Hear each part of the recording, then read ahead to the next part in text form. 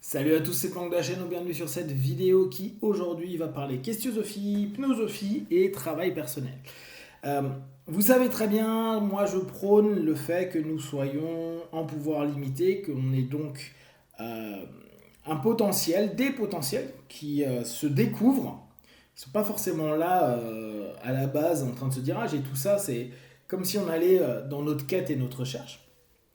Par contre, je ne crois pas qu'on change dans l'être, sachant que ce potentiel, il est soit là, soit il l'est pas, et de toute façon, si t'as pas un potentiel pour quelque chose, c'est mort. Autant d'énergie que tu pourras mettre pour vouloir créer quelque chose ne te le permettra pas parce que ton énergie est orientée ailleurs et donc tu vas tomber dans de la procrastination, pas l'envie de recommencer, pas l'énergie pour ceci ou cela.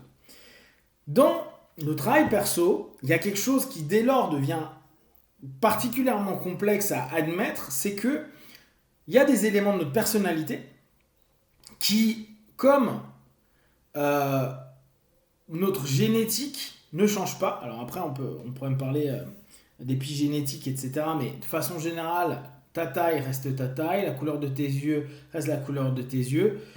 Euh, Toute ta vie, tu restes globalement ce que tu as été programmé pour, d'un point de vue physio. Et d'un point de vue personnalité, pour moi, c'est la même chose. Il y a des éléments clés de ta personnalité qui ne changeront jamais. Tu peux changer des comportements, mais pas les patterns primaires, les éléments, les moteurs de base de ton fonctionnement. Donc, on peut rajouter, prendre le rôle qu'on veut, on peut mettre le masque qu'on veut. Ok, ça ne veut pas dire que tu as changé. Ton comportement change, mais pas ton être, pas ton identité.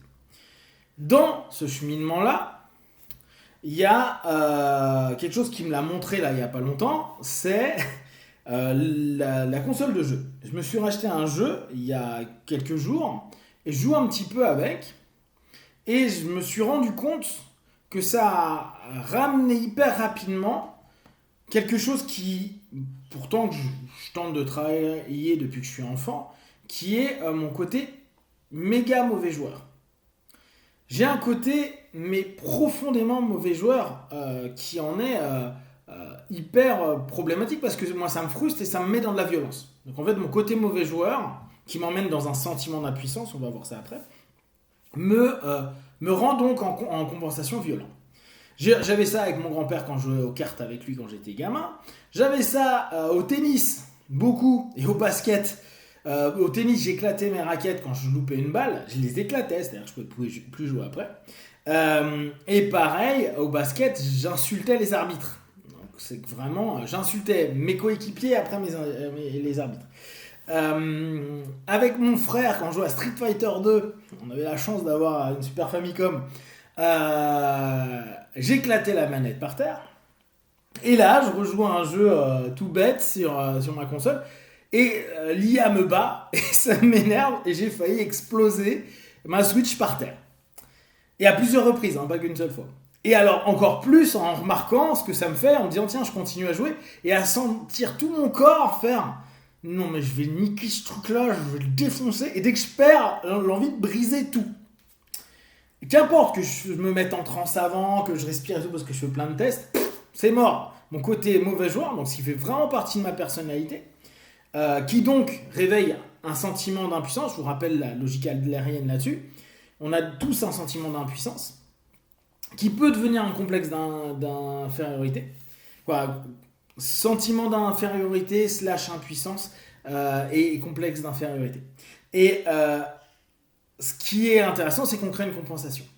Moi, ma compensation a toujours été dans la violence. Alors, on pourrait reprendre dans les énéagrammes avec mon type. La frustration crée potentiellement envie de se sentir fort. Et donc, pour moi, ça passe par la violence. Ce qui, depuis que je suis gamin, est assez problématique parce que ça m'a mis dans des situations où, d'une part, j'éclatais mes raquettes de tennis et où je pouvais être violent avec du monde, verbalement et ou physiquement. Ça ne veut pas dire que, avec des années de boulot, je continue le même principe, quoique à voir comment j'étais sur la console, je me dis ah non, je suis exactement pareil. Il est vrai que par contre, je m'embrouille moins avec les gens. Bon, je leur parle déjà moins. Donc c'est déjà une stratégie que j'ai réussi à mettre en place par rapport à ma personnalité. Dès que je sens que je commence à partir en vrille, je tente de faire du flight plutôt de partir dans du fight. Donc je continue pas, je m'en fous, j'arrête d'argumenter parce que très vite ça m'énerve de ne pas me sentir ou de ne pas réussir à m'exprimer, de ne pas être entendu. En tout cas, moi, je me ferme dans ma transe. Et le seul truc que j'ai envie de faire, c'est j'ai plus envie de parler, j'ai envie d'éclater la tronche du gars. Donc, dans l'absolu, ça fait des années que je tape dessus et ça ne change pas. La seule chose que j'ai réussi à accepter, c'est que je suis comme ça et que donc, je crée des patterns alternatifs, des dérivations pour ne pas me laisser aller dans du comportement qui pourrait être problématique. On pourrait dire, t'as changé parce que t'éclates plus ta raquette de tennis. Néanmoins, j'éclate peut-être plus la raquette de tennis, mais j'ai exactement le même truc, j'ai juste créé un dérivatif. Donc, peut-être que le travail perso nous amène simplement à cette notion-là, créer des dérivatifs, des alternatives dans notre personnalité et nos potentiels. On a des potentiels positifs, des potentiels négatifs. Et comme je vous l'avais dit, on ne peut pas foncièrement tout aimer de nous. Peut-être qu'il y en a qui aimeraient être plus grands, il y en a qui aimeraient être plus petits, il y en a qui aimeraient être plus costauds, d'autres plus maigres, d'autres des yeux bleus, des yeux verts, des yeux marrons, etc. Et c'est la même chose. Il y a des choses qu'on peut-être on apprécie moins à l'intérieur de nous. On a beau bosser dessus. Moi, j'ai commencé à aller dans le travail de la maîtrise de soi avec les arts martiaux. Donc, j'étais jeune ado. Et j'avais l'image du sensei, du sifu, du maître et tout, qui devait être un mec calme, etc. Bon, mon image a complètement changé. Mais en pensant que c'est par le calme qu'on arrive à contrôler les énergies et tout. Chose qui est fausse dans le combat. La preuve en est le nombre de cocaïnomanes ou de mecs coqués, ils ne sont pas toujours cocaïnomanes, qui montent sur un ring de boxe ou dans une cage de MMA. La coke entraînant une hyper sensibilité de plein de trucs et une espèce d'énervement très, très puissant, ils ont des bons résultats avec ça. Donc le calme versus le côté vénère, on peut remettre en question. Néanmoins, c'est quand même une suggestion, une autosuggestion que j'ai répété, et ma personnalité, elle dit juste, non. Toi, tu perds ou tu t'es frustré. Je pense que c'est plus la notion de frustration. Frustration, donc impuissance à un moment donné à réussir quelque chose. Ça m'agace. Et vu que ça m'agace, au bout d'un moment, mon argument le plus basique, c'est tout casser. Vouloir éclater ma console, éclater un objet transitoire à ce moment-là ou une personne d'une façon ou d'une autre. Donc, même si je sais que c'est absurde, ça fait partie de ma personnalité.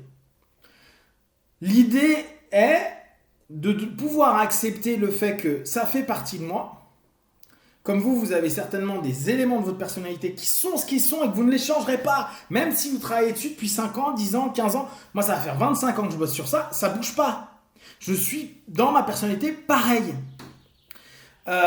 Seulement, en ayant conscience, et donc en n'étant pas dans le déni ou en évitant de le mettre trop loin, au contraire, de le mettre assez proche pour se dire « Ok, comment je vais pouvoir le gérer ?» On peut trouver des fonctionnements qui pourraient être justement, qui vont permettre peut-être d'atténuer la transe, d'atténuer les conséquences, etc. Et donc de tenter de le contrôler, de le maîtriser. Mais de là à dire tu changes, c'est faux.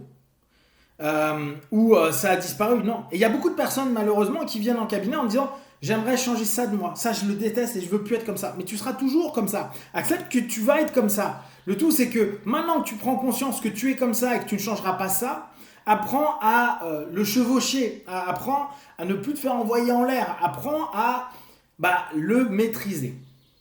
Et c'est peut-être ça qui est parfois qui manque dans notre cheminement interne, c'est juste se dire je vais pas changer les choses, je vais juste maîtriser ce qu'il y a. Et je reviens souvent sur l'image de la vague. Je vais pas pouvoir empêcher que la vague elle vienne s'écraser sur la plage. Par contre, je peux tenter de la surfer. Et c'est un petit peu ça l'idée pour moi du travail perso et de l'accompagnement. Si vous avez des questions et des remarques, partagées sur Facebook, YouTube, je répondrai le plus rapidement possible. Et comme d'habitude, de tout ce que je propose, ne prenez que ce qui est bon juste pour vous tester, observer, analyser et conclure. Be one, ciao.